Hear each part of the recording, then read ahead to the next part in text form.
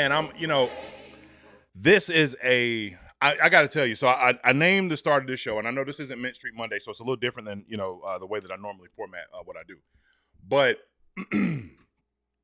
thankfulness, man. Many of you know that I spent the better part of last week before last, in the hospital in ICU. I do have some pre-existing health conditions, so sometimes they act up a little bit. But gratefulness, man. That's all. I mean, the last game that we played, and granted we lost that game, so it was tough to watch that from a hospital bed. But the last time that I had a chance to actually watch this team was in a hospital bed. So I'm grateful that I was able to actually be home and experience such a great moment.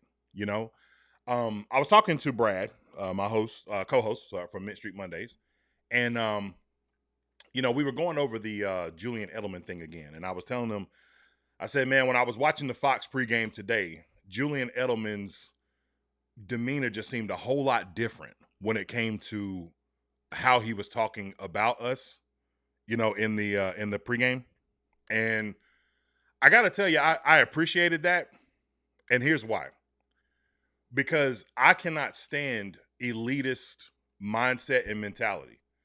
But I also love when, if someone has an elitist position towards you, you show up and show them why you do belong, right? I hated being gaslit this entire week from people who only discussed the fact that we were 8-9. We backed into the playoffs because of Atlanta's win.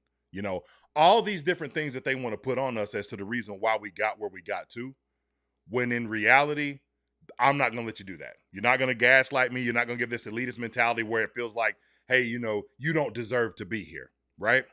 No, we do. The Miami comeback allowed us to be here. Beating the Rams once in the regular season allowed us to be here. Beating the Packers when they looked unbeatable allowed us to be here. Sweeping the Atlanta Falcons allowed us to be here. So there were many moments that we had that allowed us to be here. So don't let anybody gaslight you into thinking that we didn't deserve to be here, that we shouldn't be here, or anything else like that, right? No, we did. And today proved it. This was a different level for a team that I could make an argument. There is still so much development that is still left. So many things desired, right?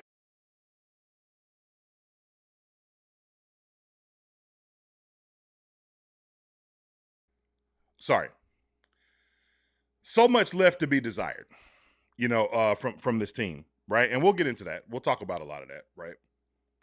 But for them to rise to the occasion that they rose to, for them to be able to, achieve some of the heights that nobody thought possible.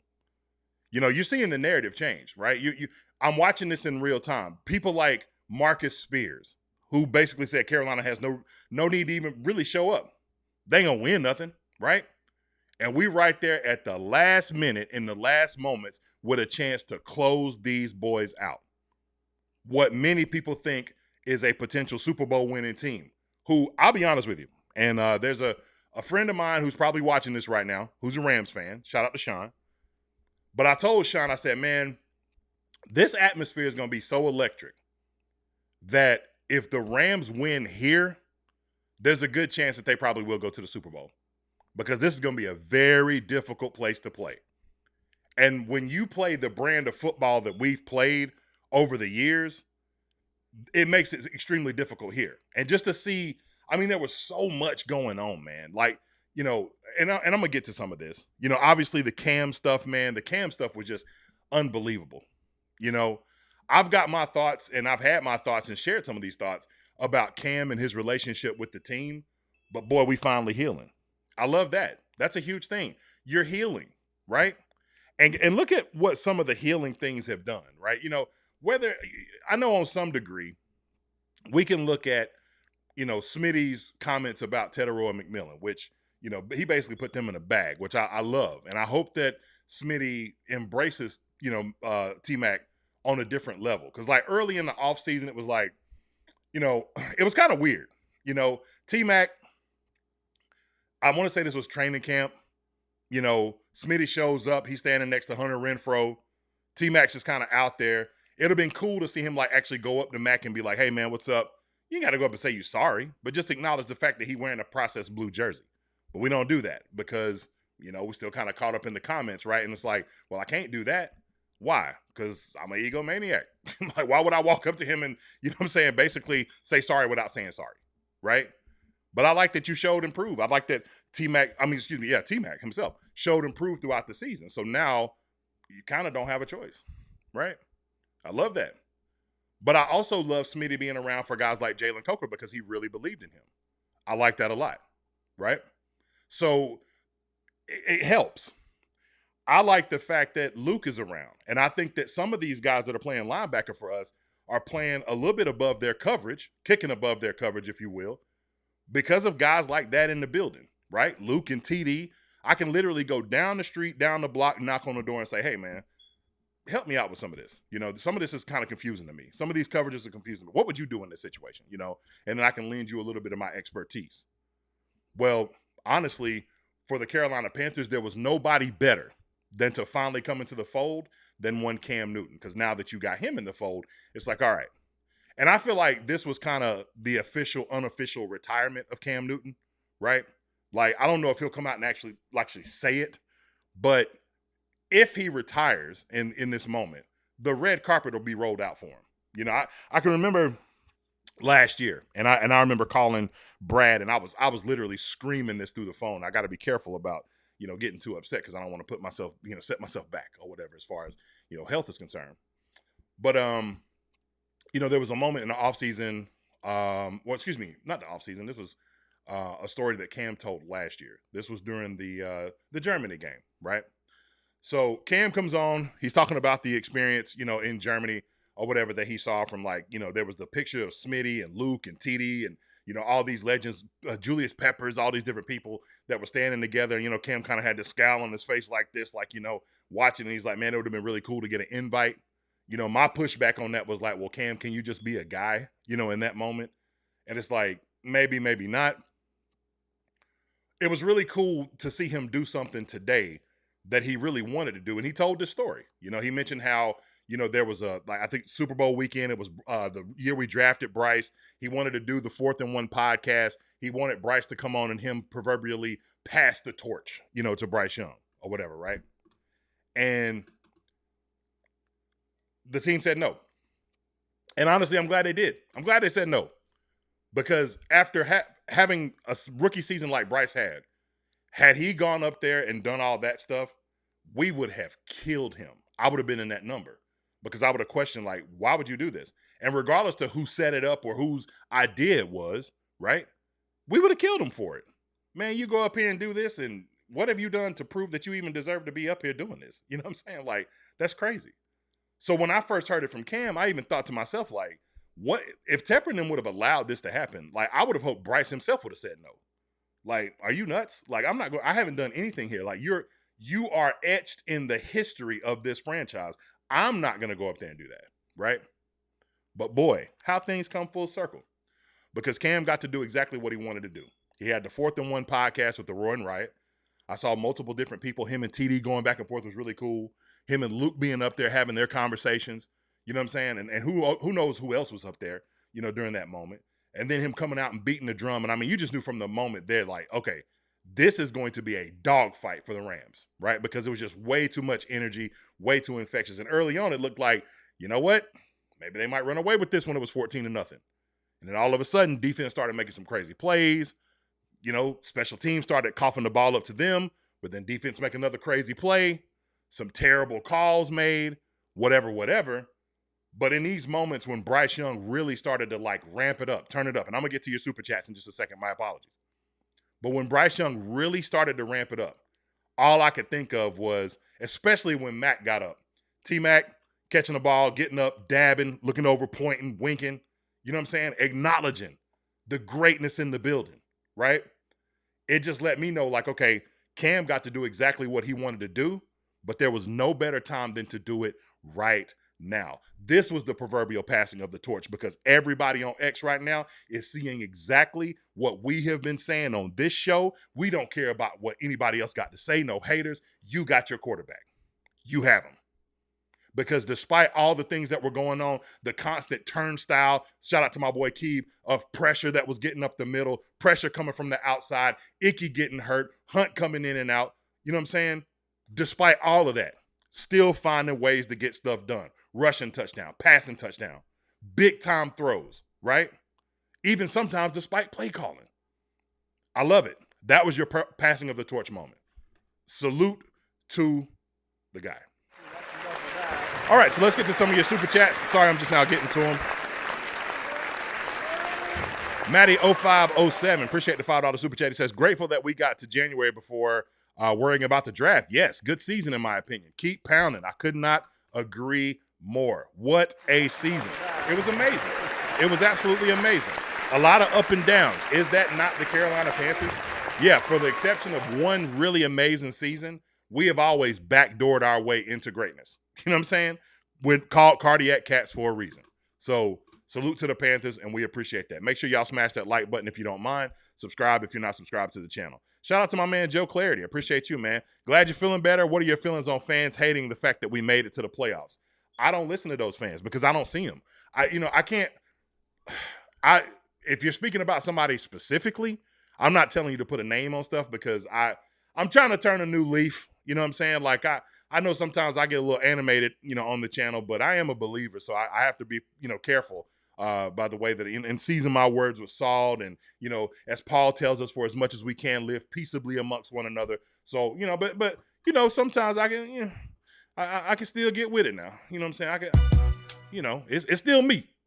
But I don't know, Joe. I don't listen to those fans. I'm not trying to hear it, because it doesn't matter. Like, there's a section of people in this fan base, and really in any fan base, and really in any point of life, you are never going to please them with anything that you do. Never. If they didn't get it their way, right? Like, let me give you an example, Joe. There's a section of this fan base that really wanted Anthony Richardson, right? Now, this section of the fan base will continue to tell you how horrible Nine is, how horrible Bryce Young is, right? But their guy, they have never seen their champion get destroyed like this.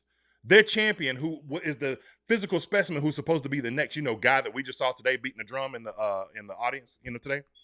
He was supposed to be the next version of him, right? Now, we all knew that he wasn't him, so I'm not even going to put that on him like that. But he was supposed to be an archetype, right? Well, the guy can't stay healthy. He checks himself out of games. He's not dedicated. He's basically Anthony Davis with a 5 jersey on in Indianapolis, right? He's always hurt. There's always something. It's like always something. And lo and behold, the smallest quarterback in height in NFL history always seems to be available, even though he got sacked 62 times his rookie season. Isn't that amazing? Isn't it? But I'm supposed to believe that everything about this guy is bad when if we drafted that guy that not most, but some other people wanted, if we had drafted that guy, guess where we would be right now? Drafting another one, right?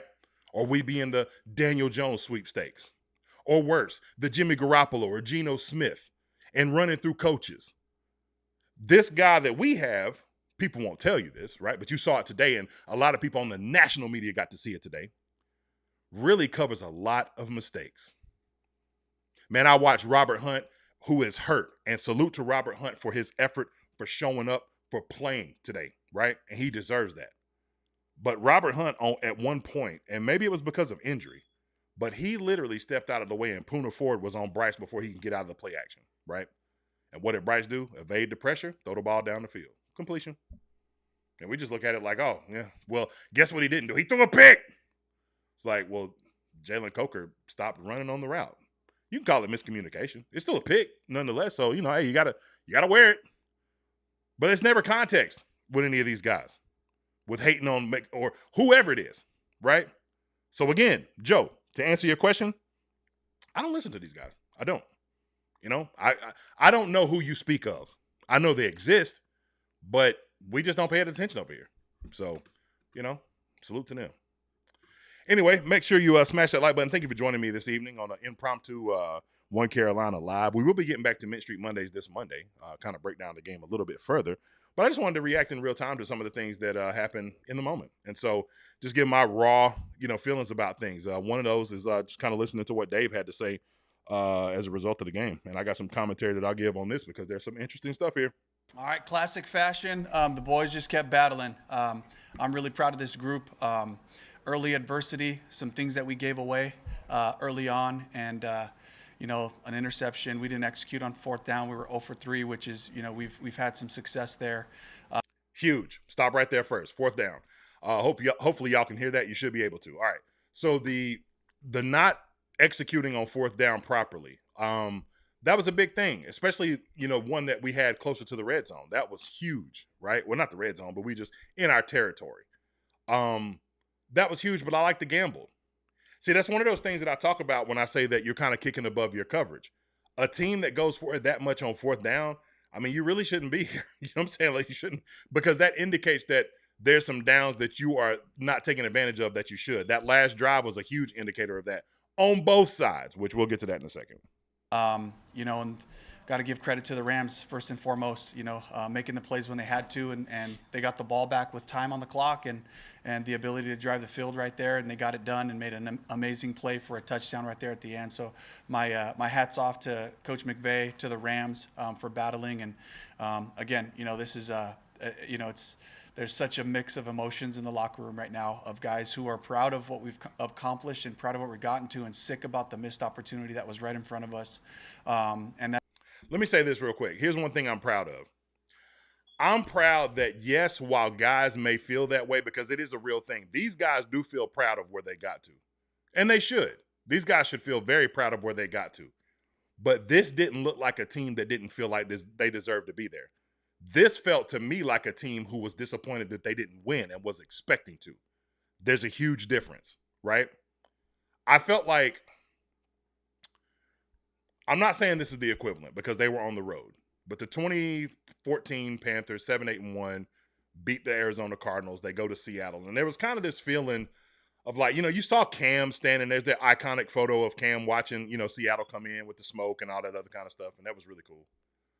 But there was kind of this feeling of like,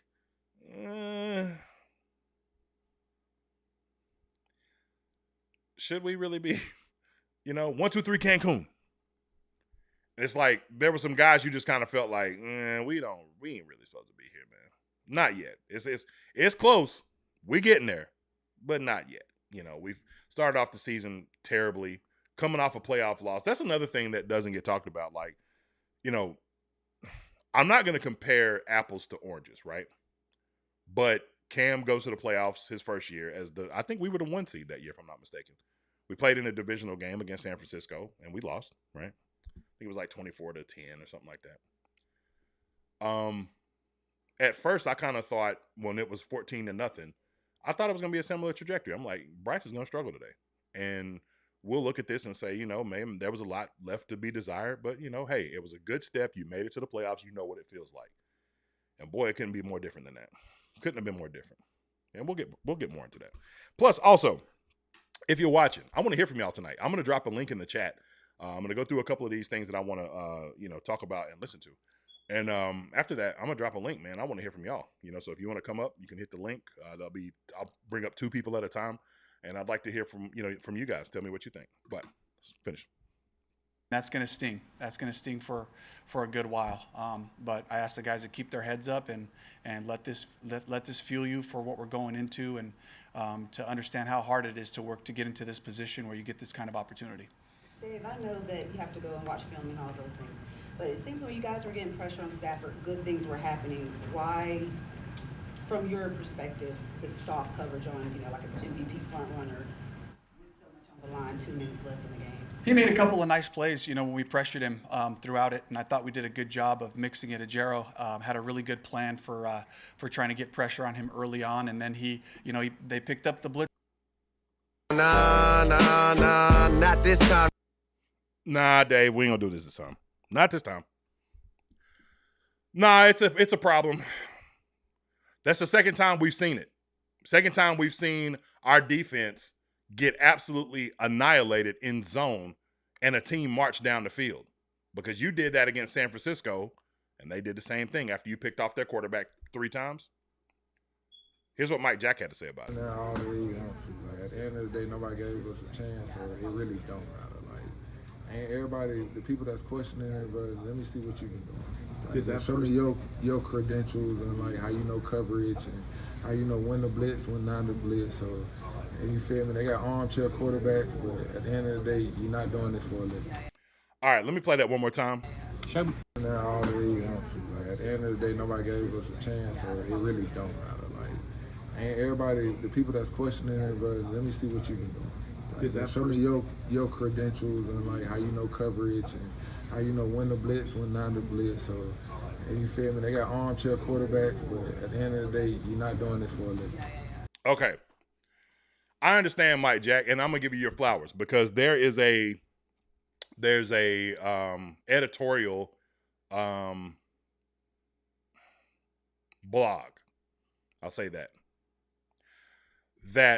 for the better part of 6 to 8 weeks during this season kept writing off Mike Jack over and over and over again, even suggesting that we draft like Jamad McCoy, the kid from Tennessee, I think is his name, to replace who? Mike Jack. He certainly wasn't talking about J.C. Horn, right? And all season, just like all last season, Mike Jack showed in clutch moments why he deserves to be the guy opposite J.C. Horn, all right? That being said, you deserve your flowers. Nobody will sing your praises louder than the One Carolina Show. But when there's a difference of opinion, I will also voice that very loudly. I ain't trying to hear that. I understand what you're saying. I ain't trying to hear it because we've seen it happen on too many different occasions of playing soft coverage at the end of opportunities in games where y'all have a chance to close it out. And especially when you flip the field and you see what they did to your quarterback just the very next series where they blitzed heavily, right? So maybe you want to say they're trying to, not give up the big play, but with an MVP quarterback that can absolutely slice you to death underneath, the only way that they were stopping him early on was because they kept bringing pressure. So if you can't get pressure with 4, you got to bring it from somewhere else. I would rather die on that hill. That's just me personally, right? I can't speak for Mike Jack. Mike Jack is out there. And again, salute to you for what you were able to do today because it was unbelievable. It was remarkable. All that stuff, right? But at the same time, fam, like I'm dying on the hill of blitz. You're not going to beat me playing soft zone coverage. It's not happening. I'm going to die either on the man-to-man hill, the blitz hill, one of them hills. They're going to find me on that one. I would rather be found on that hill, not on the hill of prevent or whatever it looks like, super deep off coverage, whatever that looks like, and them just cutting me to death in the middle and then finally making a big time play on the, outside to the tight end or whatever that looked like, right? I'm dying on the pressure hill. EJ was dialing it up today. And it's funny because when I was talking to Brad, I said, man, and I still think this is a possibility. Still do, even to this point now. I told Brad, I said, man, I feel like EJ will probably get a job off of what he's showing the national media that he is today. And I still think that's a possibility because, man, some of those defensive, schemes, man, some of those blitzes, bringing some of the pressure. I mean, these linebackers, like I said, they are playing far above their coverage. Claudin Cherlis at times looked lost in coverage, man. Matt Stafford with his eyes would literally turn him and Roseboom a different direction. Now, Matt's going to do that to a lot of people, especially those who are undisciplined, especially those who, don't really have trust in what they do, right? And you don't know because you haven't faced them that much. That's the problem in the influx problem of playing a veteran quarterback who you don't get to see as much, right? But boy, it was bad. At the same time, though, Avero's putting you in position to make some really, really good plays. A couple of blitzes really worked out in Claudin Cherlis' favor, right? Some coverage really worked out in Christian Roseboom's favor. But we can clearly see that there's a need, for the linebacker position. Again, these guys played far above their level. But I just personally, and I'm going to get to the chat in a second, I'm personally not willing to listen to a situation like somebody say, well, go be you're an armchair quarterback, so you don't know, whatever. No, you're right. I don't. You're the expert. But here's what I do know. I've seen y'all play soft coverage 2 times in a row with a chance to close out the game, and y'all didn't. That's what I do know. All right, cool. Appreciate y'all joining me this evening. My name is John with the One Carolina Show. Make sure to smash that like button if you're not subscribed to the channel. Make sure to subscribe to the channel. We got 151 watching between two platforms. Smash that like button for your boy. Get into the chats. Bantherhead13 says, yeah, he had his moments, but I've never been sold on the 3-4. Well, here's the thing, man. The 3-4 is not, I would say probably the better part, because there was a few times where I saw us in the 4-3 when they would bring Moreg up. But the better part, the 3-4 defense is not really the defense that most teams run now, especially not us. Like, we play a lot of, zone coverage. So it's really more 4-2-5. I would say the thing that we probably need the most, in my opinion, the two glaring positions of need. We have to get more pass rush, even with 4. Like, Nick Scorton is amazing. I tweeted, I said, Nick Scorton, his diagnosing of screens. Like, Nick Scorton he literally took, and this is not the first time he's done this, because he did it against a couple of different teams, right? But, like, Nick Scorton is so good at diagnosing the screen that teams will literally take it out of their game plan because he sniffs it out, especially if it's going to his side, right? So that's a huge thing. But at the same time, we're still just not getting consistent pass rush. There was a few times where I saw Princely out there, but, it's not consistent. You need a big-time pass rusher, like a guy that can really get to the edge and, set the edge, but also be able to close, right? So I know a lot of people mocked us drafting Ruben Bain. I don't think there's a chance Ruben Bain falls to anywhere near where we'll be. My guess is that we're probably going to be 19 now, right? So the draft order for us is fixed, and it's because of the loss today. But I don't see him being there, right?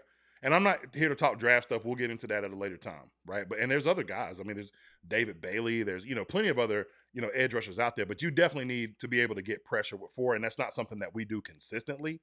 And whether you want to say, maybe D tackle could help you with that, edge, linebacker could help you with that, whatever. We're still kind of in that 4-2-5 range. So the other thing I will say is this: they're going to have a real big decision to make on whether or not Shao Smith-Wade is going to be replaced by Corey Thornton or somebody that they draft, because he will be replaced, in my opinion. Now, whether or not you think that may be different, there's times where he shows up huge, but his size is a huge disadvantage when you're playing big nickel, and you have to do that a lot because of these spread offenses. So it's kind of don't really have much of a choice. But Spence said, bring Mike Jack back next season. Could not agree more. Could not agree more. Shout out my man Nervaz. Nervaz says, Jesus. Amen. I don't know if the Jesus was for good or bad, but it's always good on this side. Sean W. Presley says, we need a hybrid zone man's coverage scheme. The bend don't break is trash philosophy. I would agree with that. I do also think this, though, and I saw Jared Feinberg tweeted something, and I'm going to go find this tweet because I thought this was really good. He mentioned that, he kind of said it as a hot take, but I thought this was pretty cool. I'm going to try to find this real quick. Let's see, Jared Feinberg. Where you at? I might not be able to find him. I usually don't type this slow. I have my microphone in front of my keyboard. So anyway, I can't find it right now. But Jared Feinberg said something. He basically said this, and I just happened to run across it. He said, hot take. He said, you know what? I'm not going to guess. I'm going to find it because I really want to read this because I thought this was an excellent response to what he was talking about, what everybody's talking about in this regard. Let's see. I'm going to find Jared real quick.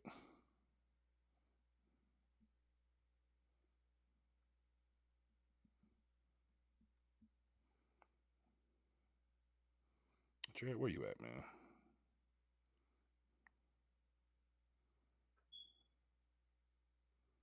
Let's see. Oh, here we go. Okay, here he is. Let's see. J-Rod NFL draft. He said, okay, here it is. He said, hot take. He said, but with the rumors of Avero already having an extension, I think this season showed it was more the lack of adequate, consistent talent at edge and linebacker that held the defense back at moments. I assume Carolina views it the same. And he was responding to the tweet that said this game was lost when Dave Canales retained as your Avero. And I completely agree with Jared on this. I think that there's a market lack of talent. Like, think about this. Christian Roseboom on our side playing linebacker was literally like he was sprung into action last year. He led their team in tackles last year, and they still let him go, right? Because there was deficiencies there. Landman they brought in from Atlanta was basically the replacement. Christian Roseboom has spent the majority of his time as a special teamer. So now you got Trevin Wallace, who's your second-year guy who, gets hurt, so you don't have him available. Claudin Cherilus is a guy that they got from the Jets who's, kind of a developmental piece, but certainly not of the Frankie Louvu persuasion. So, and then Bam Martin Scott, bless his heart, comes in replacement of Claudin Cherilus when he's injured. And it's just, man. So it's kind of by committee. So I think that for as much as I would like to bang on Evero for the scheme, and there's still things that you can, get at him about, I do think also at the same time, you are kind of hamstrung with what you got.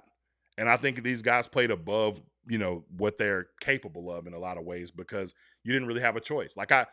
Avero's scheme really is like front four pressure. Like us seeing pressure from Trayvon Morig, seeing the occasional corner blitz or whatever like that, or even sometimes seeing Nick Scorton lined up over, at the A gap over, the center in that area and him blitzing from there is like stuff that in Agero's heart of hearts, I think he would only do in really like third and long situations. It's not stuff that he would typically want to do at all if he could get constant pressure from the front four. But that requires you to have some guys that are just, excellent, and we've got some excellent guys. Derek Brown's excellent. Nick Scorton's excellent.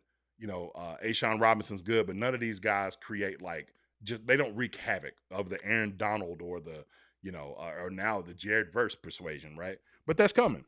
That's the beautiful thing. That's why I'm saying thank you, Carolina, because all that stuff is coming. So it's just, being patient, being patient. So let's see.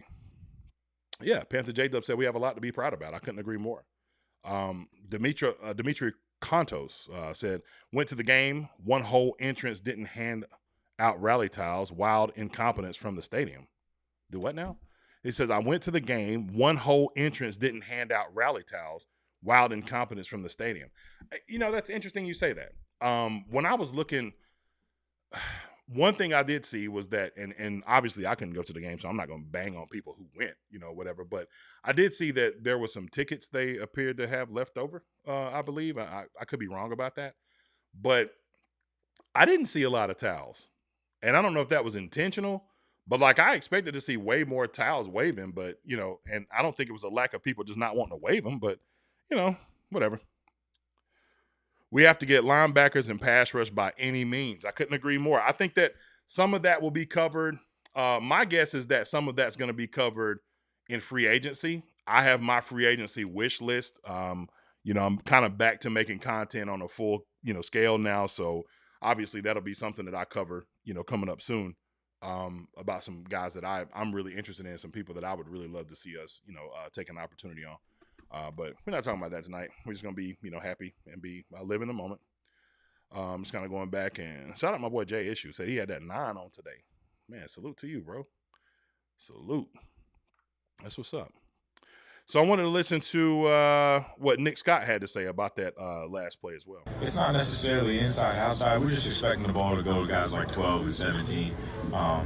So, yeah, they were attacking the middle, which I think they did a good job of switching it up. But you can attack the middle when you have that many timeouts and a 2-minute and all that stuff. They weren't pressed for time, even though there wasn't a lot of time on the clock. So you can expect more runs and balls in the middle and stuff like that. But well-executed drive. It was good calls. Guys were playing their assignment and getting guys down on the ground. One thing we didn't want to do is just, be overly aggressive and the ball starts flying too far down the field. So, yeah. Yeah, I mean, another, I can understand that as well. Nick Scott had a grand opportunity. I think that if he makes that interception in the end zone, that we pretty much ice the game at that point. But, it's one of those things it's an opportunity in front of you and you didn't make it. I'll be interested to see what happens with him next year. He's one of my more fascinating pieces. What do they do in the draft? Like, for example, what do you do? Because you are kind of going BPA in this draft. There's so many different ways you can go. Obviously, we just talked about it. We talked about the main needs, but I heard Greg Olson say something about the Rams. I just went on this whole rant about defense, And Greg Olson mentioned something that I thought was very fascinating during the broadcast. And he said that the Rams have spent so much time building their offense. Like they've spent the majority, and you guys may have heard this too, they spent the majority of their time focused on the offense, right? And he talked about how they pretty much built their defense, yes, through the draft some, because Jared Verse was a guy they drafted, but a lot of what they built defensively was through free agents, right? And it's kind of how we did this year. So we went out and got a ton of free agents, this year, and, kind of revamped the defensive line and, brought in some linebackers and, we drafted some too, and some that you were undrafted like Bam Martin Scott. But we spent a lot of focus on offense too. We drafted Jimmy Horn. Yes, big, Jimmy Horn's my guy. As a matter of fact, there was a moment, I'm gonna be honest, y'all. I don't know if Brad is gonna hit the link, but if Brad hits the link, it's gonna be real interesting because there was a moment where Jimmy Horn, like Jalen Coker had caught a crossing route. Just a beautiful ball from Bryce Young, right? Jimmy Horn was lined up in the slot. Jimmy Horn ran the coverage in a different direction because you have to respect that speed, right? And it opened Jalen Coker up to a one-on-one with the safety. And I thought that was beautiful. The reason I thought it was beautiful is because I'm like, man, this is what I've been talking about.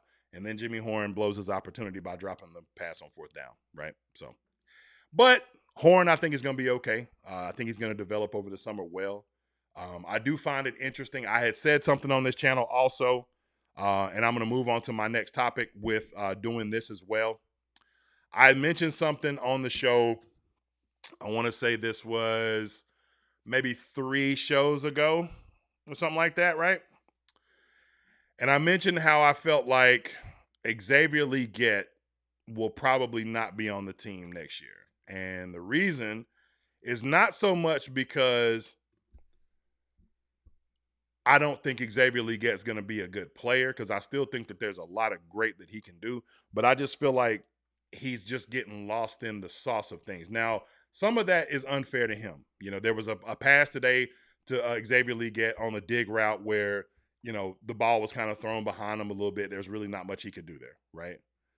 There was a pass thrown to him in the end zone on what looked like a fade where he just kind of, the ball just kind of went over his head. They were taking a shot, which I did really love. I loved, the aggressive nature. There was a big time throw to Jalen Coker, then another big throw to T-Mac, and then the attempt to go to Xavier Legette, which is more proof that you have a guy that can do this if you allow him to. Dave Canales learned a lot today too about his quarterback. But that being said, there were moments where he just kind of got lost in the sauce, right? And more importantly, in the biggest moment of the game, nowhere to be found, right? On the biggest drive of the game for the season, your first your first round pick that you moved up for last year, that you gave, a pick away for to move up to get the quote unquote 5th-year option, was not on the field. I told y'all, sometimes the team will tell you stuff. We can sit here and speculate all day long. They'll tell you what they think. They'll tell you the real, right? So the real is that I think that there's a good chance that he'll be moved, and they'll try to get back capital this offseason, and they will move him, right? Because they're not going to go through another season of if he can, or if he develops, or if he this, or if he that. Is going to be, hey, let him go somewhere where he can develop. Let's bring in somebody we know that, is a little bit more up to par. Plus, you're getting ready to pay Jalen Coker a huge bag, right? You're not letting him get out of the building. But what you need is someone more dynamic. I felt like in these moments today, we could have used somebody that we cut. On that 4th down, I felt like that would have been a play more suited for Hunter Renfrow, right? But for whatever reason, Hunter Renfrow didn't get opportunity in this offense, even though we saw him make some big-time plays in the Arizona game, the Miami game, the Dallas game, and so on and so forth, right? But regardless, they made their decision.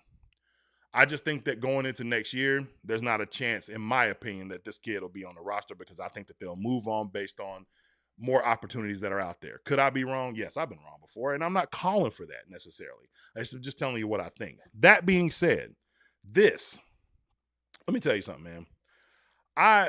You're never really going to hear me say this much. I think David Newton should be fired. I'm going to just say that out loud. And I'm on X right now. I'm on, YouTube right now. And I usually don't do this kind of stuff, but it's enough. Enough is enough, right? So the whole internet's going ablaze before the game because, Xavier Legette is quote unquote riding in on dollar bill into the stadium, right? Now that would be the most foolish thing ever. Number one, number two, from a HIPAA, it'd be the biggest HIPAA violation you ever seen in your life as well. You know what I'm saying? And as much as you would have to create to be able to do something like that, like Xavier Legette could be the biggest superstar in the world. If he did that, I still would look at him like he's an idiot, right? When Antonio Brown came in on the helicopter, you're an idiot. It don't matter. Just for me. I ain't saying y'all got to think like that. I'm just saying for me, right? Now, David Newton came out and tried to clean it up as best he can. Not Xavier Legette with the grand interest or whatever that BS is, what he said, that he said earlier, right? Deleted the tweet because he didn't want to cause, quote unquote, misinformation. But the thing is that the way that you set it up, the way that you said it, made it sound like you were shading something that he was doing, like, oh, it's not the grandest entrance or whatever, but you were still implying that it was him. And so you got all these people making all these videos. Even now, I'm seeing TikToks, I'm seeing YouTube videos, I'm getting tweets, all this kind of stuff about Xavier Legette coming in on dollar bill and all this kind of stuff. And I'm like, dog, enough is enough. Enough is enough. Like, I know you're good at your job, cool. You've been here a long time, cool. But it seems like there's one singular person. You got other reporters like Joe Person and Scott Fowler and all these other people out here saying like, hey, yeah, misinformation was spread because y'all don't want to tell the truth. So we'll say it over here. Get him out of here. Get him out of here. Condescending tone. You know what I'm saying? Bryce Young's 12, game or whatever, winning streak or whatever. Game-winning drives or whatever with an asterisk. Why an asterisk? If he got there and he's in the moment and he's winning those games, it's because he was there for a reason, right? The offense might not have been high-powered at that moment, but he still was able to go close the deal. How's there an asterisk? Nobody cheated to give it to him. You know what I'm saying? Like, man, get him out of here, man. I'm serious. Like, I know I'm probably going to get flamed for this. I don't care. Get him out of here, bro. Get him out of here. It's enough. Enough is enough. Let's start a new wave. You know what I'm saying? Like, we got a lot of positivity. I know it's been a whole lot of negativity for a long time. I'll tell you some guys, I feel bad. I used to feel bad. Not anymore because things have changed. But I used to feel bad for guys like Julian Council. I love Julian Council, man. I watch, Locked On Panthers, right? Julian Council he tries his best to be as optimistic as possible. Sometimes it will come off as a little bit pessimistic, right? But you can understand it because from the time I started working here, man, it's been awful. It has been awful. And now we're good. And what does he do? His attitude changes with the scenery. You know what I'm saying? But he still does his job effectively every single time he uploads. Not this. Get this out of here. I don't know about y'all, man. And they not going to do it because, they don't care about what we got to say, But enough is enough. Get it out of here, man. I'm sorry. Anyway. Salute to y'all, man. I appreciate y'all joining me tonight on an impromptu One Carolina Live where we salute the team and their efforts. I am now going to put the link in the chat. If you want to come up and talk, link is officially in the chat now. I will pin it to the top of the chat.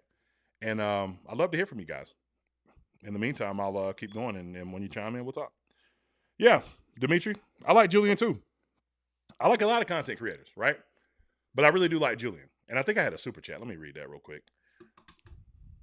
Who was that? Shout out to George. Hold on. George Manjimbo, I think. With the $2 super chat, he says, need upgrades from Nick Scott, Rose Boom, and Wade. I agree. I do agree. I like Rose Boom. I'd be interested to see what another year of some of these guys in these positions look like. It's hard to just flat out say like, all right, get rid of everybody. You know what I'm saying? You got to retain some of these guys. And I think some of these guys deserve to be retained. But, it'll be fascinating to see what they do moving forward. But shout out to Christian. Christian is in the building. Appreciate you, man. What's going on? Man, what's good, man? What you got? Yeah, it was completely devastating. I'm completely devastated. I've been a fan for a long time. You know, I was there '03. You know, that season, 15, that season. Mm-hmm. And for some reason, this one just hurts the most out of out of all of them. Like I'm completely devastated because I just felt like this team really had a run in them to go so far because I felt that the entire time. I felt that in my spirit. I felt that, and Mm-hmm. this just was so devastating. And for it to be just taken away by a defensive coordinator just playing prevent. I'm just disappointed. I'm excited for the future, but it's just disappointing because you don't get those type of moments all the time. And Yeah. these type of moments we have to capitalize on. And Dave Canales, I've given him a tough season, but he coached his ass off today, and he did an incredible job today, coaching his team. He got us 31 points. He coached his team to 31 points. The offense did what they were supposed to do. Jalen Coker said, "Hey, I'm the number one now." Said, "I know you're here, but hey, I'm number one right now." Mm. And right now, and Coker has that number one spot because you know what he was doing tonight was unbelievable. I mean, Ted's still a rookie, but with Coker, he's an unrestricted free agent. He has gotten his contract. He's got that. He's getting a bag. Yeah. That's Christian, he's give me 1 second. Steve, what's up, man? What you got? What's up? Can you hear me? Yes, sir. Yo, I just want to start by saying I'm so proud of these dudes, man. Me too. Me too. So proud.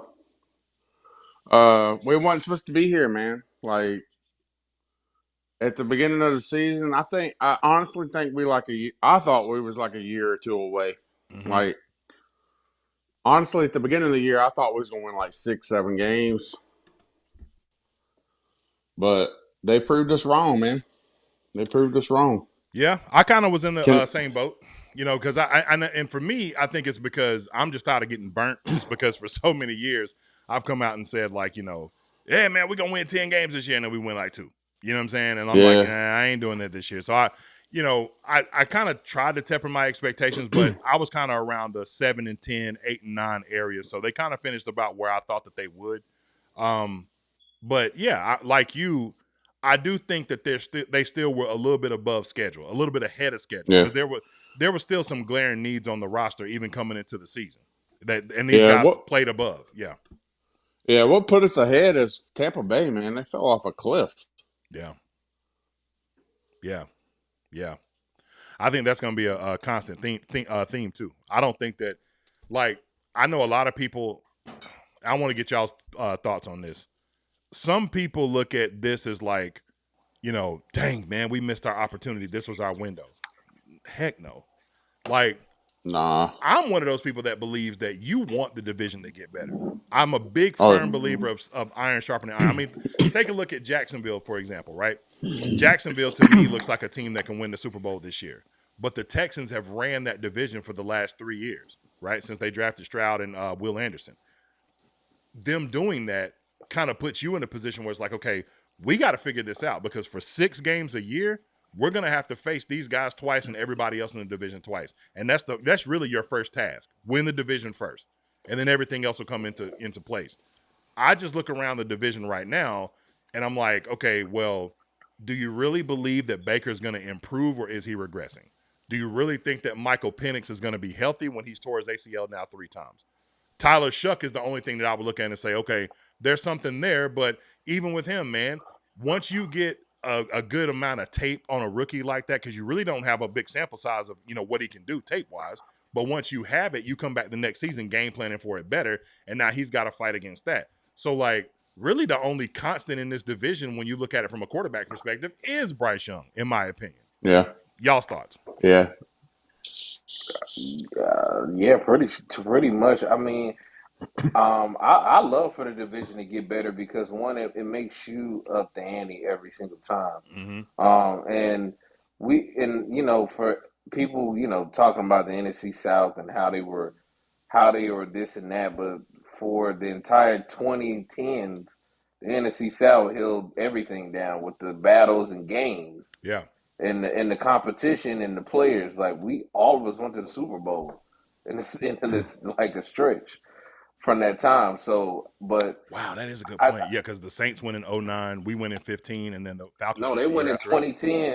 2010, 16, and 17, Yeah. and then Yeah. 20, and then years later. So all of them went within the time frame. Yeah. We're the only division to really do that outside, I think, the NFC West. Yeah. So That's a good point. but I like, I like all the teams getting better. Like when I was saying that, hey, we had an opportunity. It wasn't that, I was saying we had an opportunity to really go far in this playoffs. And I always believed in this team to go far since day one. Like when we drafted Ted, that said to me, this team is serious about winning, because that was the guy that we needed.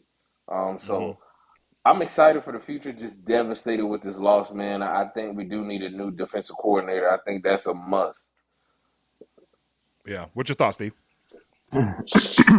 So I think Davis is building something. You could see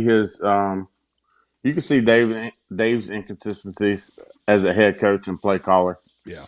I think honestly he should probably look into giving up play calling next year. I've got a I got a take agree on with that, but that. I want to finish hearing what you got to say. But go ahead.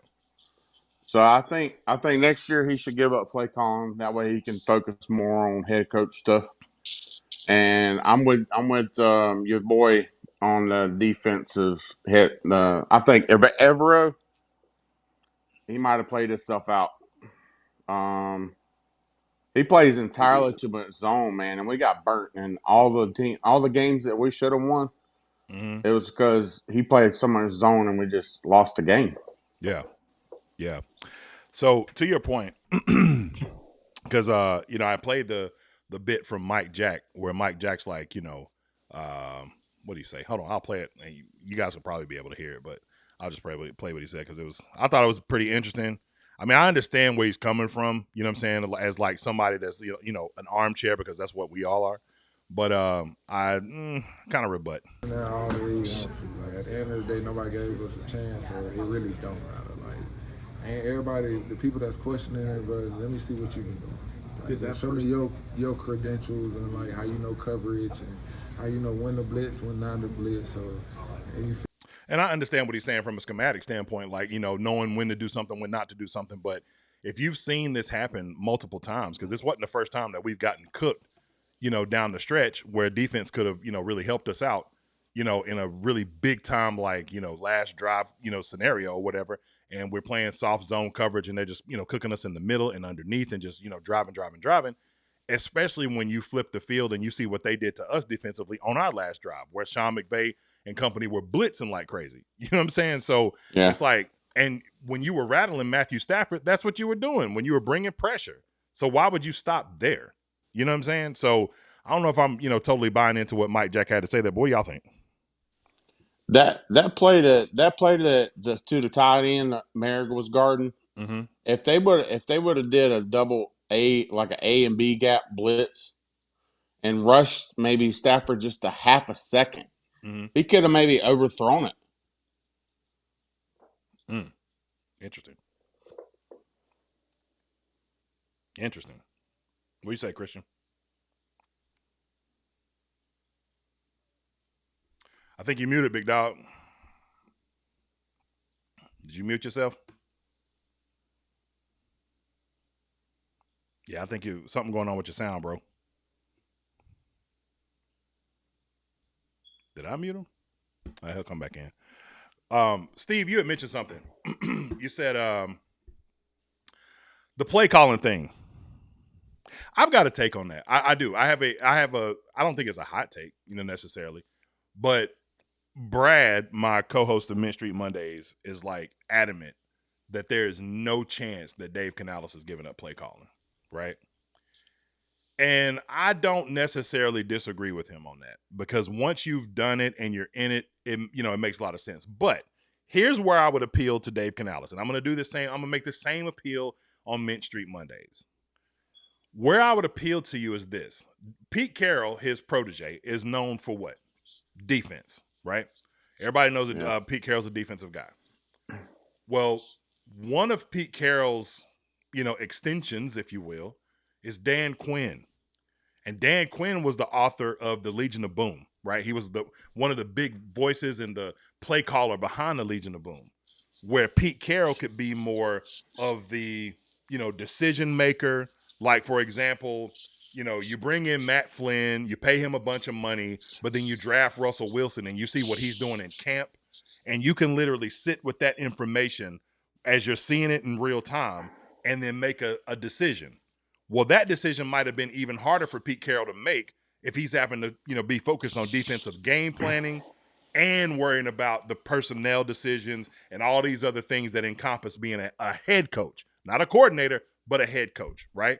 Now, there's a select group of people that do this at an extremely high level, right? Guys like Andy Reid. Andy Reid would be one of those guys. It looks like right now a guy like Ben Johnson, doing this on a really high level, right? But for the most part, this is delegated for people to give this task to somebody else and build somebody else up. Be that Brad Isaac, Jero Rivera on defense, whoever else. If Pete Carroll would do it, why not you? Why wouldn't you? You know what I'm saying? And now, here's the funny thing. On the national stage, isn't it funny how these conversations change? We say all these conversations we have about Bryce Young and, the offense and all this kind of stuff. And look at what the national media is looking at now. Like, my goodness, they just dog fought what looks to be the best offense in the playoffs, right? And they had a chance to close it out. And they had a chance to close it out with a big time touchdown from that guy. That's something Coker. interesting. Yeah, and Coker. So there is one. Hold on. Sorry. So, no, you good. So, and I'm going to finish with this and then I'm going to let y'all have it. Here's the thing. You've got some big names out there that if you wanted to have come in and call offense, could literally revamp this offense in the likes of, say, Kyle Shanahan going to Atlanta and what they were able to do in that one season. And the beautiful thing about that is that these guys that I'm going to mention right now, and then I'll give y'all the floor, these guys aren't getting head coaching jobs anytime soon. That be Mike McDaniel and Brian Daboll. You got a chance to go offer both of them and be like, hey, man, y'all saw what we just did down here. If I backed off and gave you play calling and I was more face of the organization and just, making sure everything was good, still involved, but not so much play calling or whatever situationally, so that we can be able to, maximize these situations. Because one of the things that really tears me up, we saw the same thing in the Arizona game earlier this year. These extremely long developing plays when you've got seconds left on the clock and either no timeouts or you just need to move the ball quickly, especially when they're getting pressure. They're getting pressure on you and you still got all these super long developing plays. Why are we not working the sticks? Short intermediate routes, get out of bounds, keep going, marching down the field slowly but surely, and then put yourself in field goal position, right? That's not happening. Somebody like Mike McDaniel coming in could change that. Someone like Brian Daboll could change that. Now, y'all thoughts? Are you going first? Or Go ahead, Steve. It don't matter. Go ahead, Steve. So my thing with Dave is he's so inconsistent. Like when he should run the ball, he throws the ball. Mm-hmm. Like in the beginning of the game, he started out passing. Okay, I get that. But you got to start with the run to open the play action. And Bryce is kick ass in play action. Mm-hmm. Yes. He is the shit in play action. Like, Steve, let me ask you a quick question. Let me ask y'all a quick question. Why did we have to wait until a playoff game at the end of the season to start seeing RPOs? There is no better quick trigger in the league than Bryce Young. And we kept seeing that same RPO play where they would go to T-Mac. Yeah. Over and over again. Have we seen that all season long? Why did it have to be now? I have the answer. The answer is one, Dave Canellis lacks creativity and he feels like if he uses it early, he can't use it again. And I told people Dave Canellis had no choice but to open up that playbook today and just be like, hey man, we gonna do it.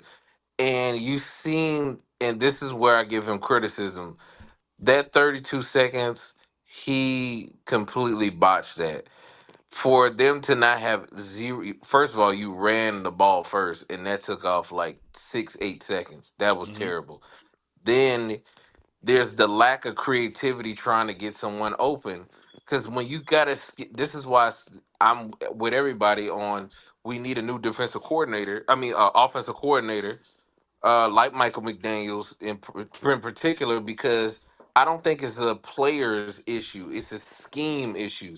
Mm-hmm. Because Jimmy Horn, even though that he dropped the ball, he should have been getting the ball. He should have been doing that, because now it's like, okay, you got him in rhythm. Because now you putting a rookie in a situation where he's not in rhythm to really have the ball in his hands. Right. Like even with Excel, Excel, he's played bad, but have the team really put him in position? Because why are we trying to make him like put him in Jerry Rice situations, run have him Jerry Rice routes? He's not Jerry Rice. He's XL. But So okay, well, that's Christian, I got to push back on that. What is he then? What exactly is he? he's a gadget receiver. He's a Is he gadget though? receiver. Because we've seen He- opportunities for him to be a gadget receiver, and he literally looks like Gumby running a swing pass. Yeah. He's no, You know what I'm not saying? getting no I yak. agree with that. I agree with that, but I also think too his confidence has been completely shot. And when that happens, because this happened to Bryce, and he had to get it back, and I do think that sometimes you have to figure a way out to get this guy going. And I think personally, Dave Canales doesn't know how to work this guy. Like Ted and Coker just work. Because in this offense, it's like with Dave Canales, either you got it or you don't. That's just the way it is in his offense. Well, there was a moment that I saw. Okay, so I want to say this play was in the third quarter. You get pretty much, they didn't go zero blitz, but it's more like a cover one, right? But they were playing press man. And Xavier Lee gets at the top of the, he's in the X position. They put Coker in T-Mac in the slot, and then Coker's playing the Z. So you literally have Bryce Young go to Coker, kind of threw it a little bit outside, led him a little bit too outside the hash to, where he stepped out of bounds. But if you look at the top of that screen, now I don't have that play in front of me right now, but this is something I'll pull from Monday for Mint Street Mondays, right? But if you look at that play, that is the exact same coverage and the same look that Xavier Lee got playing the X in Atlanta when he scored that touchdown. And you could see at the top of the screen, it happened last week when we played Tampa, but he went inside and ran a post. Well, this time when he, came off, the line of scrimmage, he released to the outside. So he was right on the sideline. That's the moment to me, like, because of his size, speed, opportunity, that's where you take your shots. You know what I'm saying? Like, if you're going to put him up there and you're going to press me and go one-on-one with a safety, yeah, I'm taking a shot to XL right there. It's either going to be him or nobody, right? And I feel like he deserves that, but I just think that there's you mentioned confidence. I think it's that, but I also think it's a trust factor as well. Like, I think Bryce just does not trust him at all because there's been too many moments where he's missed him, but then there's also been too many drops as well. And it's like, my argument is, though, is like, dog, you really don't have a choice. You got to trust this guy. You know what I'm saying? Because he provides such a stretch in the field opportunity for you that at least give him an opportunity. That's all I'm saying in that regard. But carry on. For me, XL, it's a effort thing. I don't see no effort from him. Like when he runs his routes, he runs them lazy. Like he doesn't, like how Coker fights for the ball and how T-Mac fights for the ball. You don't see that from XL. He like just, I don't see the effort. But going back to Dave Canales, man, it's like he waits for us to get behind like 14 points before he lets Bryce off a leash. Yeah, I agree with that. Opens the playbook. Like if you started the full game letting Bryce be Bryce, hell, we could have been up 2 touchdowns. I think it'll be interesting to see how he evaluates that in the offseason. Like, I'm really interested to see what, not just the offseason moves we make, but once they look back and have perspective. Like, I would hope that they would drop a blueprint, like detailing from the mid-season point up until making the playoffs and like just their thought on game planning and stuff like that. Because like you guys, I do feel like sometimes Dave just looks like somebody said this in the chat. Let me see if I can find this. And I guess he thinks that. Let's see. Give me a second. He said, "Hold on." Pass rush. Okay, I can't find the comment, but it was somebody in the comment said something to the effect that we just making content. Dave Canales is a good coach. I never said Dave Canales wasn't a good coach. You don't get to where we got to and drag this team. There's some coaches that would have coached this team to a 2-win record. You know what I'm saying? Like, Yeah. let's just be real, right? So it's not saying that Dave Canales is not a good head coach. I just think situationally, because you have so many different tasks that are your responsibility as a head coach, personnel decisions, injury stuff, all these different kind of things that you have going on, that it is very difficult to be able to handle that and game planning at the same time. It's the reason why some of these guys sit up in the skybox and call the game from up there, because they can see things up there that you might not be able to see down there on the field. You know what I'm saying? And they can game plan accordingly. Now, some people are on the field and they game plan well on the field. Nothing wrong with that. But even some of the greats that this league has had to offer. I mean, think about Bill Parcells. Bill Parcells is one of the greatest coaches we've ever seen and one of the greatest defensive minds that has ever existed. Who were some of his proteges? Bill Belichick, Nick Saban. You know what I'm saying? These are guys that were on his coaching staff. Guys, and then on Saban's coaching staff, Will Muschamp, Charlie Weiss. Sean Payton too. Yeah, Sean Payton. You know what I'm saying? So even these guys that are great at what they do, they still delegated the task, and it didn't take away from their greatness. Actually, it propelled them. You know what I'm saying? So to me, it's like, dog, we know you got it. You know what I'm saying? But we would just love to see someone, because it just appears that you're overwhelmed at times. That's my only argument. So it's not that Dave Canales is not a good head coach. He just appears overwhelmed at times. You know what I think our biggest mismanagement of the whole season was? Not using Jimmy Horn Jr. in the downfield game. Could you imagine Jimmy Horn Jr. on an RPO quick slant? He's taking that thing for at least 30 yards. Can't nobody catch him. Mm-hmm. At all, bro. Well, you saw it today. That I mentioned this earlier. I literally, if y'all watch my show enough, you'll see me and Brad go back and forth over Jimmy Horn and Xavier Legette all the time. But they gave Jimmy Horn an opportunity in the slot, and they literally just said, "Hey, go run a 9." And they ran him. He literally just streaked up the field. Jalen Coker kind of broke off on a crosser. Jalen Coker was 1-on-1 with a safety. That's a matchup he's going to win 90% of the time, right? Could you imagine if they used Jimmy more like that throughout the year? It would open up the offense way more. Yep, but they didn't do it. Nope. And so that, to me, Steve, that's why I'm a big proponent. Like, okay, I'll give you one of my draft crushes, Zachariah Branch.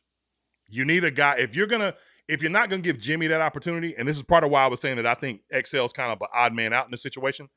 You need a dynamic guy that can like find soft spots in the zone in the middle of the field. And I think that what Jimmy showed today, what Jimmy showed today, he's not ready for that. That fourth down play that he dropped the ball, where he probably should have just went to the ground and cradled the ball, that's a play that Hunter Renfrow would make in his sleep. And we've seen him do it a couple of different times this year, right? So I feel like Renfrow should have got more opportunities and shouldn't have been clipped like he was. But that being said, Jimmy may develop into that depending on his work ethic and what he does. He's not that right now. You need a guy like that, because that's one thing that you got a chance to work the perimeter today, but Bryce also is a very quick trigger. And if you're going to do this RPO stuff, you can find the soft spots in the zone. And a guy like Zachariah Branch is fast and shifty enough and enough of a threat for you to be able to do that, right? So that's me. And that's why when you were calling XL the gadget guy, I understand that. I know people want him to be Deebo Samuels. They're not the same guy. They're not built the same. You know what I'm saying? Like XL, he is meant to be an X receiver. He's a dog. He can hand fight. You know what I'm saying? All that kind of stuff. Good guy on the boundary, all that. but it's just not. I don't think he's somebody that can work underneath that well because we've seen it. I mean, because think about this, Christian. What can you do with Xavier Legette that would really make it worth? Like, okay, yeah, we're still going to give you mad snap stick shit. Like, let me give you a couple of opportunities. He ran a stick route and had to turn a little bit and just threw one hand up, right? Ball went right through his hands. He runs slants, and we saw it last year. Ran a slant against Philly, got blown up. Ball comes out of his hand. Ran a slant this year, trying to dive, kind of slide for it or whatever. Ball popped right off his chest. So it's like, okay, well, you can't do that. All right, well, then go run a 9 route. Sometimes it'll connect like it did in Atlanta, but that's one in few times that you actually see it happen, right? So it's like, what do you do consistently that says that you should be moved from 31 snaps up to 90% of the snaps? Well, I'll tell you what they really thought of him. Go watch that last drive. Where was he? Yeah. Where was he? You know what's wrong with what's wrong with Xavier? The season that he had last year was horrible, and then they drafted T-Mac, and then look at the season T-Mac had. XL has no confidence. He's at a point right now where he needs to change the scenery. That's the only option. Agreed. Well, yeah, and I think also too, and I said this when it comes to the Carolina Panthers. I think developmental is an issue with development talent in certain positions because either you got it or you don't when it comes to certain positions. Like with wide receivers, I feel like if he goes to a different team, he might actually develop a whole lot better. Cause this team is like, cause Dan Morgan is like, he has this approach with his when he I just seeing him talk. If you don't have that dog mentality in you and you really like he comes off as like either you got it or you don't, and we gonna work with you, but you gotta have the talent. Like that's just how Dan Morgan picks. Like he really felt like XL, like he got that because he has that confidence. But then when you meet him and he's really he's not he's not the person that you thought he was. He's like, oh, like Coker's really that person. You know what I'm saying? So it's just I just think it's that with XL, and I feel bad for him, but this is side of the business. You either got it or you don't. I think he does need a scenery. Um, yeah, it's just tough for XL, man. He's Okay, a and star. so I want to highlight something because someone, Mr. Big Boy Swagger, said, and salute being he's a channel member, so I appreciate your commentary. But he says, "Oh Lord, here y'all go talking about a second-year player again." Shaking my head. All right, so I'll give you a comparison, right? Because I understand this, right? Quentin Johnston is a great example. The question is, though, let's just say if we're comparing apples to apples here, and you're comparing Xavier Legette to Quentin Johnston. What was Quentin Johnston's major issue? Was it drops or separation and route running? What was the major issue? Drops. Yeah. Were we having any conversations about Quentin Johnston's ability to run routes, separate, or get open? No, No. at all. Are there limitations to routes that Quentin Johnston can run based on the information that we have this year? Yes and no. So yes and no, but also too with him next to Ladd, he's able to get off a whole lot better, and also too different coaches. So he was able to really get off a lot this year than last year because, well, the year before that, because Jim Harbaugh brought in an offense that really fit Quentin Johnson. So that's why I said it just like I said, it just depends, man. Okay. You know who XL reminds me of? Who? Terrence Marshall. Nah, I won't go that far. He better than Terrence. He's better than that. Yeah. Because I mean, look, XL had some great moments last year, but again, to the point that Mr. Big Boy Swagger is saying, it's not. He said, "Here, y'all go talking about a second-year player again. Y'all can get kicked out the window for what you're seeing the team say, right? It ain't just us. What is the team telling you? Just think about this from perspective's sake, right? In a game where your season is about to end, and you have a drive for all the marbles. It's the stuff that all these kids think about when they're playing quarterback and playing receiver and all this kind of stuff leading up to this big moment. I got a big chance to close out the game. Why is he not out there? Y'all moved up to get him in the first round last year. Why is he not out there? Or year before last? Why is he not out there? So is it what we're saying, or is it what the team is also saying too? That's my only rebut. It ain't just us. It ain't just His us. snap percentage has been going down for the last 4 or 5 weeks. Yeah. It's not just us, right?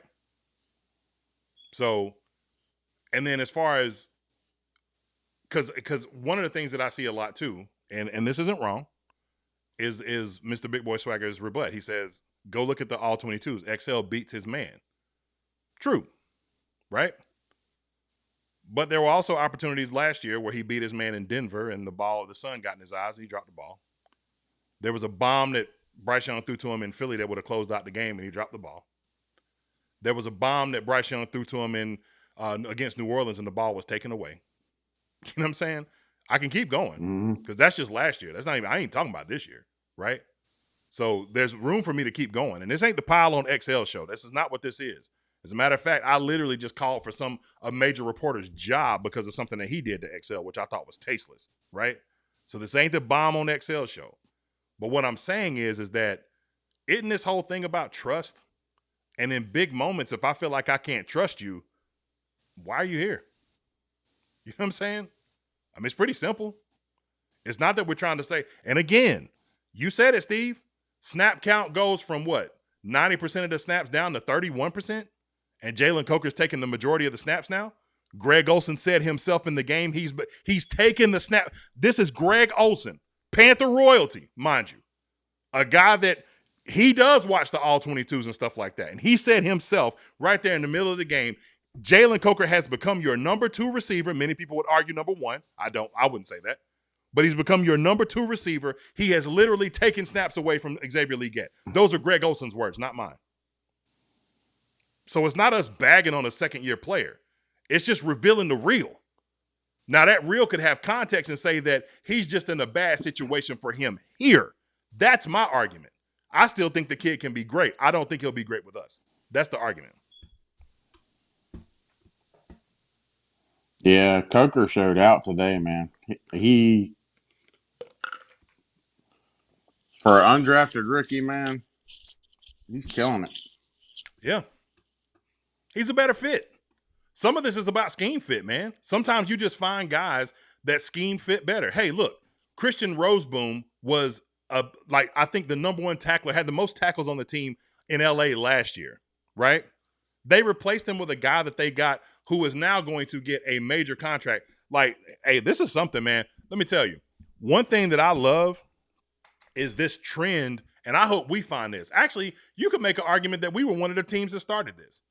Finding players who were meant to play one position and then get put in another position on another team and flourish, right? The latest example of that with us is Mike Jackson. Now, he wasn't meant to play a different position, but he has flourished as a corner, and they're going to get a big contract at some point in the near future. With us, I would say it was Frankie Louvu. You know, we got Frankie Louvu from the Jets, turned him into an amazing off-ball linebacker. He goes and gets it back somewhere else, right? It happened last year with what's the guy's name for the Eagles? I know Zach you're talking Bond. about the what? Yeah, Zach Bond. So last year, the Eagles go get Zach Bond off of the Saints, special teams or whatever. They sign him. And when they bring him in, they're like, well, this guy's talented. Let's try him in some different positions. And then he's playing off-ball linebacker, and he's just absolutely killing it in OTAs. And they're like, what? Let's try him here. Let's see what happens. He turns into an all-pro in one season. Best linebacker in football in 1 year, right? This year's version of that is Landman, the guy from L.A. He was on Atlanta's practice squad, you know what I'm saying, and playing special teams for Atlanta. Not really getting no burn. I like this trend. I hope that we can go out and find a guy or two like that. You know what I'm saying? But yeah, I mean, these guys get found everywhere, right? I think that it's possible that you find somebody on offense like that. Maybe. I think Xavier Legette could possibly be that, where he could get nurtured by someone that in a better fitting situation. But let's not act like this is foreign territory for them to bounce a player that they drafted high. You know, teams do this. Adonai Mitchell, he ain't on the same team no more. You know what I'm saying? Like, he was drafted in the same draft as Xavier Leggett. So it's not a foregone conclusion that these guys are going to stick around for all this time.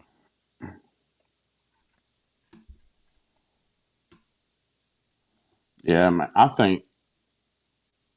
hope we get like a number one pass rusher. Me too. Like somebody like a Myles Garrett, man. If we had a Myles Garrett on this team, good Lord. Yeah, you can pack that up, though. He ain't going nowhere. He got his bag in Cleveland. He is staying up there. Now, I would like to see – there's a few names that I think will be out there. Max Crosby, while he's not a free agent, is disgruntled. I don't know if you necessarily want to bring – I would probably tend to be more in the – if I'm going to go with an older veteran guy, I would probably lean more in the direction of Trey Hendrickson than I would, even though he's coming off an injury, than I would Max Crosby. And really it's more of a reason of like,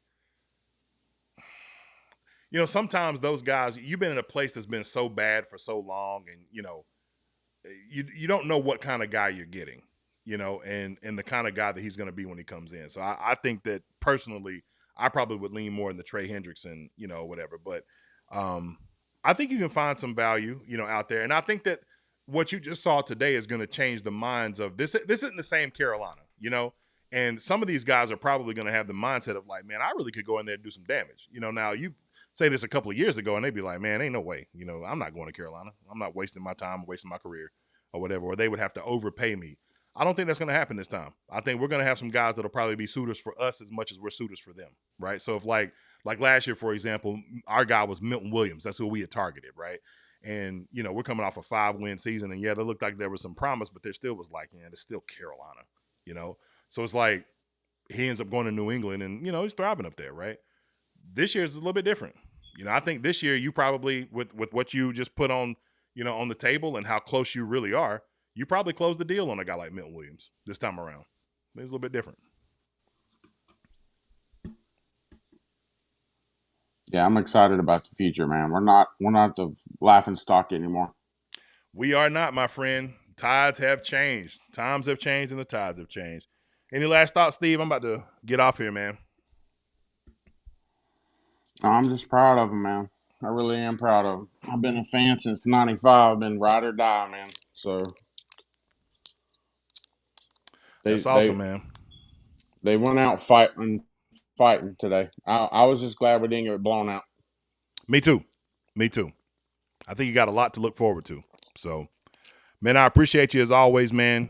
Thank you for your contributions to the show, as you always have been so kind to us, man, here. And, man, I hope you have a good night, man. And then, hey, look, time for the off season. We're going to build this thing and come back better, man. Yeah, man, I love your channel. I saw something about you had something going on. I hope and pray that you're doing well, man. Doing much better, man. I appreciate your prayers. Yes, sir. Doing much better. So I look forward to being back more often. I had to take some time off just to get myself together, but I'm doing a lot better. So I appreciate your support, buddy. Yes, sir. Yeah. Hey, health is everything, man. That's right. Keep pounding, man. I appreciate you. Keep pounding. Shout out to Steve, man. Love it, man. Love it. Usually I would, you know, I mentioned to Brad, I said, man, when I when I went into the hospital, we played Tampa, and I was like, man, I'm going to go live. You know, it's a chance for us to go to the playoffs, man. I'm going to stay live all night. I'm going to just sit and talk to people and have a good time, blah, blah, blah. And I ain't do none of that. I ended up watching it from a hospital bed. But, you know, hey, it's all good, man.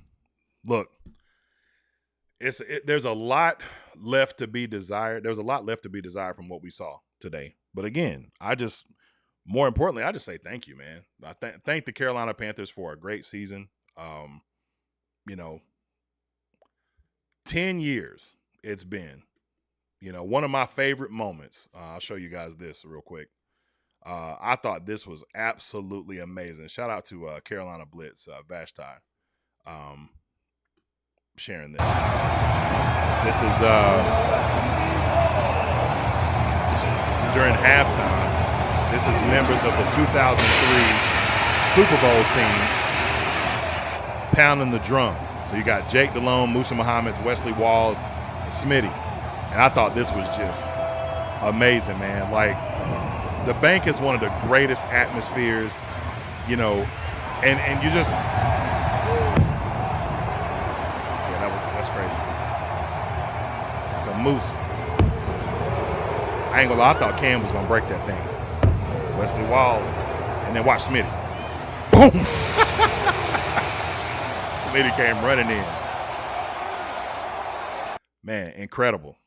Incredible. What an atmosphere. You know, this is one of those ones I wish I'd have been able to be in attendance for, because this is just, I mean, gosh, man. And then to top it off, like I said, with Cam Newton being back, this type of energy is what led this team to fight like they did today. Because you got a lot of people in here that really believe in y'all, and a lot of people that want to help, you know, motivate you to take us over the top. And they almost did it, man. Almost did it. You know, this feels to me like the 7-8-1 season. Here's what I think is a certainty moving forward. I'm going to say this comfortably. I think the days of mediocre Carolina are over. The days of, you know, 5-win, 6-win, you know, Carolina, I think that it's a wrap for that, because you got to think there's some things that you're going to improve. You're going to markedly improve. I think the rushing attack has to improve, right? I saw somebody tweet, it was like a big figurehead tweeted like, you know, Carolina needs to get, you know, running backs that can catch the ball out of the backfield, you know, and be more dynamic. Well, you got one coming back, you know, Jonathan Brooks. Hopefully he's going to be healthy. You know, that's your opportunity right there. If not, you got somebody that you can maybe develop in Trevor Etienne, right? I think that the running back room is going to be very interesting going into next year, right? But yeah, there's major opportunities for growth there. Your rushing all but fell apart down the stretch. It didn't look anything like it looked, you know, a couple of games this season. So there's opportunity for that to improve. You know, your receivers, some of your guys, and you know, who knows if I could say all these things that I'm saying right now, and you know, to the gentleman that I was speaking to earlier, credit about Xavier Legette. Who knows what kind of offseason he has, man? I hope I'm wrong. I hope I'm proven wrong. I love being wrong, man, especially about these kind of things. Because when I'm wrong, that means that something great happened, right? I hope I'm wrong. Maybe he has like a off-season development plan that includes, you know, check-ins with coaching and stuff like that. What do I need to do to improve? How can I get better? Not on my own, though. Not with Route God and all these other kind of people that people train with that, you know, whatever. How can I get better in this offense and be a better proponent for this offense so that I don't get bounced? So that I can optimize the opportunities in this offense. I would say one of those things is doing, like, look, I've said this before. There is no secret to why Jalen Coker and Bryce Young have such chemistry, because they spend a lot of time together. They spend a lot of time together, right? And I know that might not be easy because some people like Legette like to be around his own people, you know, but growth doesn't happen in comfort. Growth happens in discomfort. Maybe being around this guy more, working out with this guy more, catching passes from this guy more. And I ain't talking about one trip to Minnesota or, you know, here and there. I'm talking about like, dog, let's go work. Hit me up in about a week. Let me go spend time with my family. Let me go to the beach. You know what I'm saying? Like, even though it's cold outside, let me go to the beach. And then when you get back to Charlotte or wherever you at in California, tap in with me. I'm going to tap in with you and let's work. Because I feel like we can have a lot of chemistry together if we work on this in the offseason. That's the kind of stuff that I hope I see. Because if you don't, then yeah, it might be Rap City. Right? I hope not. Hope I'm wrong. But I mean, all that's going to improve. T-Mac's going to get stronger in the offseason. Jalen Coker's going to develop more. He's going to get faster. He's going to come into the season more than likely healthy. What would that have looked like for the entire year? Right?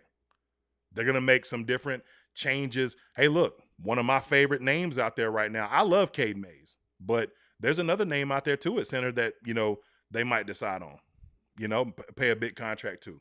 I'm not going to say the name. Y'all probably know it. You'll see it out there, free agency. I think personally I would retain Cade Mays, right?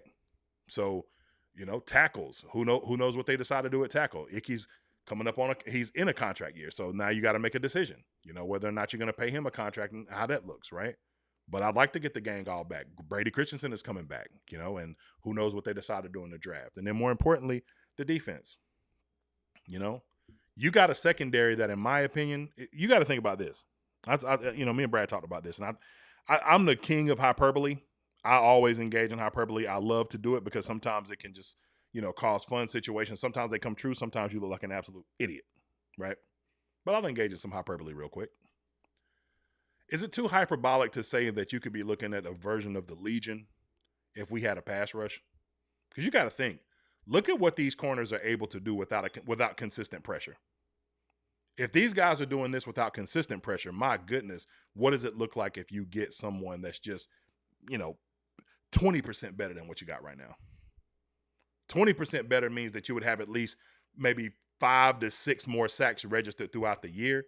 You would get much more pressure, put quarterbacks on their back, make quarterbacks make more bad decisions. Matthew Stafford today making bad decisions when he was pressured, right? And you got a secondary that is up for the challenge.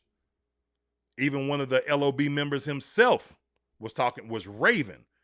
First, he was ranting earlier tonight about Richard Sherman. About J.C. Horn not being all pro. So he went on a rant about that. Then he turned around and was singing Mike Jack's praises. You know what I'm saying? Real recognize real. So I wonder what he would think about that. Man, what would it look like if we had a Michael Bennett? If we had a Bruce Irvin? You know what I'm saying? If we had a Cliff Averill? How would that look? And it's like, that would look amazing because now you've got pressure to equalize what you got going on in the backfield. That makes your defense extremely dangerous. So if you're putting all this together and you're seeing the ascension of Bryce Young and you're seeing this defense, you know, thrive, you get tweets where you see people like who never give us, you know, respect, Marcus Spears and people like that, like, I was wrong. They got something brewing down there in Carolina. You dang right we do. Dang right we do. So thank you, Carolina Panthers, yet again. If you are not subscribed to the channel, I would – hold on. I'm going to read a couple of comments before I bounce. Panther said 13. Most of them hate Bryce when the biggest problem is play calling. Horn should be traveling on defense, playing man-to-man on Puka. He getting paid much not to. Yeah. I kind of stand on both sides of the fence of that because I don't know. Is J.C. Horn, we don't really have any evidence of this. Because J.C. Horn was hurt so much early in his career, right? And we're just now getting to see the version of J.C. Horn that we always thought we would. And it's resulted in some really, really high-level cornerback play, which is why someone like Richard Sherman was ranting about him not being an all-pro earlier today. But Richard Sherman also recognizes real. And I do wonder, is J.C. Horn more Richard Sherman than he is Darrelle Revis or Champ Bailey? You know, or even Patrick Surtain? Like, is J.C. fit better to be the zone corner that kind of shuts down one side of the field and then you kind of let someone else be on the other side? Because, I mean, right now, in my opinion, like, yeah, Puka was getting off, but, I mean, Mike Jackson held his own against Puka, right? Is J.C. Horn the guy that if you start letting him travel like that gets exposed? And maybe you realize, like, well, maybe he should just be one side of the field zone guy. I don't know. Who knows, right? So I'm not entirely mad about, because all things considered, everything, you know, they look good. You know, there was a few moments, yes, against Puka where he, you know, kind of, you know, it was tough going, right? But I'm not mad at what I saw. I wasn't mad at what I saw throughout the season. So that's just me. Michael Thomas, keep pounding nation. Yes, sir. Let's see who else. Schizo Spielberg said we need a high-playing safety that plays the ball, not thumpers in the back end. It's a difference, and we need an inside linebacker. I don't disagree. You know, one of the things I was going to mention earlier, and I kind of got off, went on a rant and lost the point, is like, it'll be interesting to see when this draft how this draft shapes out and who's available where. Like, for example, what do they do I don't think there's a scenario where this happens because these guys are high-level talents and they'll probably be gone by this time. But if we are locked in at 19, what do you do if you're drafting, your card is up and there's 3 guys that I would say would pose a very interesting scenario for us, and you have to make a decision on which one that you would choose. So I'll ask you guys. If you're there at 19 and somehow or another you got Ruben Bain, Mekhi Lemon, and Caleb Downs all there at 19, who you taking? Because each one of them could change the franchise. Each one of them. I believe that Ruben Bain is the next James Harrison. I don't care about the short arm stuff. I don't care about the height stuff. Some guys just watch the tape. Like some guys are just it. Don't matter their size. Hey, look, I was one of those guys that got caught up in that early in my, content career, looking at Rashawn Slater. Oh, man, Rashawn Slater's arms are short. So were Jason Peters. He's a Hall of Famer. He wasn't drafted because of that, right? When a guy is a guy, he's a guy. That's a bar. You can take it. But, no, seriously, sometimes guys are just different. Ruben Bain is just different. He's small. He can bend. Some people compare him to, Dwight Freeney. I think he is much more James Harrison. He's much more powerful. He's an edge setter. He's not just a pass rusher. He can get home. You get a guy like that on the opposite side of a Nick Scorton and, some things can change, right? Or Mekhi Lemon. Mekhi Lemon is a shifty, slot guy, a guy that could be the number 2. Sometimes he can kind of flip around in the offense, but he's a guy that can work the middle of the field. He can work the sticks. He, just a guy that can sit well in zones. He's very smart, or maybe even like say a Kenyon Sadiq, is down there at 19. What do you do there? I know you got 3 tight ends that you love, but you like, but do you love them? And then the last one I mentioned, aforementioned, was Caleb Downs. I think if Caleb Downs is there at 19, I don't see a world where you pass on him.